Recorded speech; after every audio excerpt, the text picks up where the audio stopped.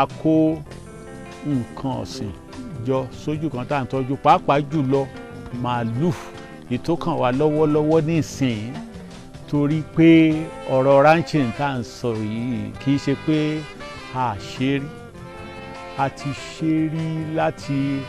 ayé ìgbà tí a kọ́kọ́ gba òmìnira níbì kan tí wọ́n ń pè ní Fáṣọlá a lè sọ pé ibẹ̀ yẹn gan tiẹ̀ ni mo dàgbà sí ni. àjíṣe bí Ọ̀yọ́ là ń rí yóò ní ṣe bí bàbá ẹnì kọ̀ọ̀kan. àwọn òyìnbó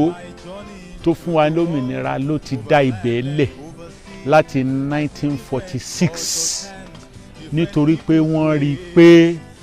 ilẹ̀ ẹbẹ̀ yẹn ó dáa fún agriculture generally. nígbà tí wọ́n sì máa dá sílẹ̀ ìsọ̀rí ni wọ́n ṣe máìlì kan àkọ́kọ́ tẹ́ kọ́kọ́ kàn tẹ́ bá ń bọ̀ látọ̀yọ́ ìyẹn ni nǹkan abìyẹ́ poultry tẹ́ bá ti kúrò ní ìyẹn tẹ́ dé mile 12 sí Ọ̀yọ́ ìyẹn ni ti màálù láàrin mile 12 sí mile 13 ìyẹn ni tẹlẹ́dẹ̀ bí wọ́n ṣe ṣe gbogbo ẹ̀ tó lọ sálálù nìyẹn. so nǹkan tó ṣẹlẹ̀ ni pé wọ́n gbà gẹ́gẹ́ bí nǹkan tí bàbá mi sọ fún mi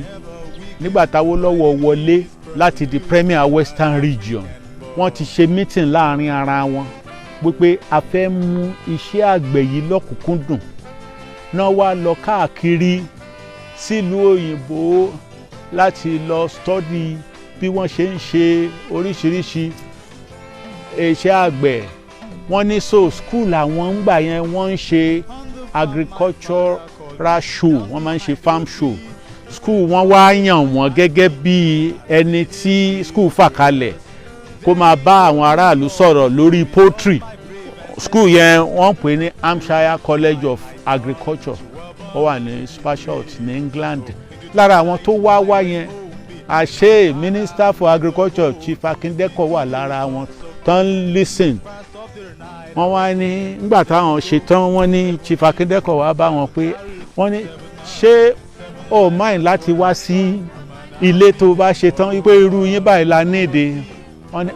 mi ò mọ̀ ìsà àwọn náà ti ń kà nípa nǹkan tẹ́ ń ṣe ń lé lóríṣiríṣi tó ń wú àwọn lórí wọn ní. so bọ́n ṣe dé náà lọ report ní secretariat tán tẹ transfer wọn immediately lọ sí Fáṣọlá gẹ́gẹ́ bí ọmọdé ńgbà náà eye witness account ní tí mo fẹ́ sọ fún yín nǹkan tí mo rí nípa ọ̀rọ̀ màálù yẹn ni pé bọ́n ṣe bẹ̀rẹ̀ wọ́n lọ sí Mali àtàwọn ìlú tó ní irú breed yẹn torí wọ́n sọ pé nígbà yẹn wọ́n ní a ní problem ní south western Nigeria western region ọgbà náà tí wọ́n ń pè ní trypanosomiasis tó máa ń pa àwọn màálù wọ́n ní tsetse fly ló máa ń kárí ẹ̀ wọ́n wá variety breed tí ó ní resistant sí kíní ẹ̀ wọ́n ń pè ní ndama wọ́n lọ import wọn láti Mali wọ́n dẹ̀ kó wọn dé làwọn màálù yẹn ń ṣe dáadáa tí ẹ bá pa wọ́n tán eegun wọn ìwọ̀nba báyìí ní tíntínní ẹ̀ weight wọn on the hoof tèmi ń rí ngbà yẹn because wọ́n máa ń pa màálù ń bẹ̀ lọ́sọ̀ọ̀sẹ̀ a máa ń rí tó yẹ pé odidi máa ń weigh bíi 500 kilograms wọ́n á wá fi compare ti àwọn Fúlàní tàwùsá àwọn yẹn máa ń weigh bíi 250 150 pẹ̀lú wo gàgàrà eléyìí ò kí ń níwo. àjíṣe bí Ọ̀yọ́ là ń rí yóò ní ṣe bí bàbá ẹnì kọ̀ọ̀kan àjíṣe bí Ọ̀yọ́ là ń rí wọ́n ní àwọn màálù yẹn tí wọ́n kó síbẹ̀ tí mo rí yẹn wọ́n ní wọn kì í ṣe màálù lásán wọ́n ní grandparent stock ni wọ́n á fi breed parent stock láwa breed commercial stock tí wọ́n ṣe ń tà fún aráàlú wọ́n ní gbogbo màálù tí mò ń rí yẹn wọ́n ní owó iyebíye ní gọ́ọ̀mẹ̀ntì àwọn Awólọ́wọ̀ fi rà wọ́n. àwọn fi Fáṣọlá yẹn ṣe breeding ni wọ́n wá ń distribute ọmọ màálù yẹn sí gbogbo àwọn ranches yẹn ní gbogbo western region wọ́n ní Ọ̀dẹ́dá wọ́n ní Oníṣẹ́ẹ̀rẹ́ wọ́n ní ìwo ọlọ́ba wọ́n ṣàní káàkiri all over the place tẹ́ ń pè ní south west nísìnyí they used to be under one government láyé ìgbà yẹn wọn ò dẹ̀ kí ń dà wọ́n káàkiri wọ́n máa ń kó wọn sí inú ọgbà tó ń pè ní paddock àwọn ọgbà yẹn tóbi wọ́n pín wọn tí wọ́n bá kó àwọn kan síbí ìléni tó jẹ grass bíi tán wọ́n á dà wọ́n sí next one bíi partition ni tán bá tún jẹ grass ibẹ̀ yẹn tán wọ́n á tún dà wọ́n sí next one ìgbà tán bá máa fi ṣe bẹ́ẹ̀ tán fi débi ta lákọ̀ọ́kọ́ koríko yẹn tún ti hù padà wọ́n dẹ̀ ṣe omi síbẹ̀ fún wọn tí wọ́n mu yàtọ̀ sí paddock mo tún rí i pé wọ́n tún máa ń gbin àwọn àgbàdo àti àwọn other biomaterials fún wọn for example àgbàdo yẹn kì í tó ṣe pé wọ́n gbìn nìkan wọ́n á wá mú àwọn àgbàdo yẹn ńgbà míì nígbà tó ṣẹ̀ṣẹ̀ ń bẹ̀rẹ̀ sí yọ rùkẹ̀rẹ̀ ẹ̀ẹ́kàn rí wọ́n harvest ẹ̀ wọ́n ra machine kan tó ń pè ní silorator tí wọ́n bá ti kó àwọn silage yẹn kúrò nínú pit silorator yẹn ló wá máa gé pépépépépépé wọ́n wá lọ máa fi feed àwọn màálù wọ́n ṣe feed trough nínú paddock wọn tán kó fún wọn wọ́n ti láwọn èèyàn tó ń ṣe yẹn lẹ́ẹ̀ máa ra àwọn kìnìún yẹn tó ń tóbi gbẹ̀gbẹ̀ táwọn èèyàn dẹ̀ wá ń rà wọ́n lówó dáadáa ìyẹn àwọn commercial tó ń produce fún aráàlú ń bẹ̀ wọ́n ń ever ń ta parents talk wọn dẹ̀ kí ń ta grandparents àfi tí ó bá ti gbó tẹ́ran ẹ ti yí ti pààlà láti fún yín ní idea bí wọ́n ṣe níye lórí sí tí ẹ bá ń ta commercial stock ní 100,000 parent stock ó ń cost wọn ní nǹkan bíi 500,000 naira ẹyọ kan grandparent stock ń cost between 1 million and 1.5 million nígbà yẹn. àjíṣe bí Ọ̀yọ́ là ń rí. in tó dojú ẹ̀dín Fáṣọlá ni pé nígbà tí military government dé military government ò ní interest nínú cattle ranching orísun ibi tí màálù ti ń wá wọn cancel ẹ̀ ẹni tó yà wá lẹ́nu ń bẹ̀ ni pé wọ́n ní wọ́n lè ránṣẹ́ wá láti Ìbàdàn sí pé kí wọ́n wá sẹ́wọ̀n pé gọ́ọ̀mẹ̀ntì ló ní pé wọ́n ní kán wá gbé màálù wá sí Ìbàdàn and máa lọ fi ṣe pàtí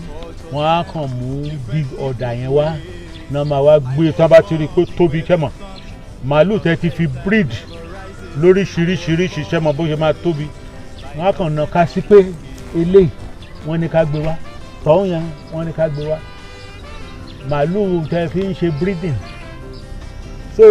breeding gan kò ṣeé ṣe mọ́ nìyẹn gbà tí wọ́n bá ti pa jẹ so ìdí ẹ̀ nìyẹn tí gbogbo ẹ̀ fi collapse gbogbo tó wà ní Fáṣọlá ní gbogbo àwọn irinṣẹ́ yẹn wọ́n ti pín káàkiri gbogbo Nàìjíríà òfìfo sáà ní kòròfo bẹ̀ nísì so òun ló fà á tí àwọn ẹranko yẹn àwọn màálù yẹn wọn lè fún wa lẹ́ran gidi torí tá à ń pè lẹ́ran nísìn kì í ṣe ẹran tẹ́ bá compare ẹ̀ pẹ̀lú àwọn nǹkan tí àwọn ǹdámà yẹn ń fún wa àwọn ǹdámà yẹn a máa ń rà tán máa ń kó sínú fridge tẹ́yìn náà bá ń jẹ tẹ́ẹ̀dẹ̀ jẹ tọ́ yẹn tán fi handkerchief bò yín lójú ẹ sọ pé ẹ fẹ́ ti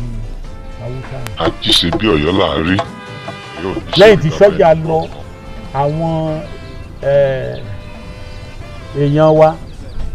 wọn ní interest mọ́ then a wá rí i pé àwọn Fúlàní wá take over àwọn nìkan ló wá dàbí pé àwọn nìkan ni wọ́n mọ màálù sìn ilé wa ti gba gbogbo gbòòrò kan àwọn ọmọ wa ò tiẹ̀ mọ̀ pé àwa náà lè sin màálù wọn ò mọ̀ pé Yorùbá náà ti sin màálù rí wọn ò mọ̀ pé àwa náà mọ̀ ń pa màálù wọ́n wá líǹkì iṣẹ́ màálù mọ́ ẹ̀yà kan eléyìí ò yẹ kó rí bẹ́ẹ̀ kò sí ń ṣe òótọ́ gbogbo tí ẹ̀ ń rí ní ìsìn tẹ́ ń pè ní màálù wọ́n ń lọ rà wọ́n ní látàwọn neighboring countries wọ̀nyẹn ni wọ́n wá ń kó wọn wá sí Èkó lórí ìrìn ìyẹn yàtọ̀ sí ìtawà ń ṣe ń bí báyìí tá a dídì dá ibì kan sílẹ̀ tá a sọ pé Fáṣọlá breeding farm la pè wọ́n ń breed ń bẹ̀ wọ́n wá ń send ẹ̀ lọ sí àwọn ranches yòókù all over western region nígbà yẹn ni whereas ìsìn wọ́n ra màálù láti ìlú mi wọ́n wá ń dà á lọ across Nigeria lọ sẹ́kọ̀ọ́ ìyẹn ló ń fa wàhálà. àjíṣe bí Ọ̀yọ́ là á rí yóò ní ṣe bí bàbá ẹnì kọ̀ọ̀kan. gbogbo ohun tó ń lọ àsọ̀rọ̀ rúgà o àsọ̀rọ̀ rúgà o kò yẹ ká jẹ́ kí yẹn kàn wá rárá torí pé ọ̀nà tí à ń tọ̀ lọ tẹ́lẹ̀ ló yẹ ká padà sí ká máa tọ̀ lọ tá à ń succeed kí àwa Yorùbá ká wá lọ sí ìkóríta tá à ń tọ̀ lọ́njọ́ sí tá a ti kúrò ká lọ bẹ̀rẹ̀ breeding stock farm wa padà. Fáṣọlá ṣì wà lórí territory ilẹ̀ Yorùbá, Ọdẹ́dá ṣì wà, Oníṣẹ́ eré ṣì wà, Ìwó Ọlọ́ba ṣì wà, ti Ìkòròdú gbogbo ẹ̀wọ̀n yẹn àwọn ilẹ̀ yẹn ṣì wà ń bẹ̀. Ìdámákàtù tá à ń sọ ò tí ì kúrò láyé. Ẹ jẹ́ ká lọ sí àwọn ìlú tó wà ká lọ ra grandparent stock díẹ̀ ìwọ̀nba tó wo wá bá ká ra parent stock bó ti ṣe pé a máa fi grandparent stock yẹn produce parent stock náà ní bí báyìí ká wá máa pín wọn káàkiri sáwọn Ọdẹ́dá nǹkan gbogbo ẹ̀ báwọn yẹn káàkiri ká dẹ̀ máa ṣe artificial insemination wa bá a ṣe ń ṣe lọ ẹ rí i pé a ní ìlọsíwájú lórí ọ̀rọ̀ yìí ìpèníjà lélẹ̀ jẹ́ fún ilẹ̀ Yorùbá gbogbo governors ilẹ̀ Yorùbá àwọn ìpèníjà tó wà níwájú wa nìyẹn gbogbo ń ta ní ká fi gbára wa lẹ̀ ìmọ̀ wà èèyàn wà iṣẹ́ tó wà nílẹ̀ yìí ó lè ní gbogbo àwọn ọ̀dọ́ wa tó yẹ pé kò ní sí kankan nù wọn tí ò ní bízì rárá ó máa dáṣẹ́ oríṣi ilẹ̀ tí a mọ̀ tá a dijú sí nìsín ilẹ̀ Yorùbá tá a wà yìí Ọlọ́run kó ọ̀rọ̀ oríṣiríṣi ibẹ̀ ni òun ló fi jẹ́ pé ọ̀pọ̀lọpọ̀ èèyàn wọ́n fẹ́ wá bẹ́ẹ̀ ebe rí táwọn kan ní kẹ́ fáwọn nílẹ̀ káwọn fi ṣe rúgà ní ìsìn ó bì pé ibẹ̀ yẹn ó ṣe é ṣe màálù nìyẹn nígbà tó dẹ̀ jẹ́ pé àwa náà lè sìn kí ló wá dí wa lọ́wọ́ gẹ́gẹ́ bí wọ́n ṣe sọ ìpèníjà wa ni pé kí a lo gbogbo nǹkan tí Ọlọ́run fún wa láti fi parí gbogbo wàhálà tó wà nílẹ̀. àtọmọdé tó ṣubú tó lọ wo wájú àtàgbà tó kọsẹ̀ tó wẹ̀yìn wò wá jẹ́ àjọpìmọ̀pọ̀ ká tún ojú ọ̀nà náà ṣe ká má bàa jọ ṣubú mọ́. àjíṣe bí Ọ̀yọ́ là á rí yóò ní ṣe bí bàbá ẹnì kọ̀ọ̀kan. àjíṣe bí Ọ̀yọ́ là á rí yóò ní ṣe bí bàbá ẹnì kọ̀ọ̀kan. àjíṣe bí Ọ̀yọ́ là á rí yóò ní ṣe bí bàbá ẹnì kọ̀ọ̀kan.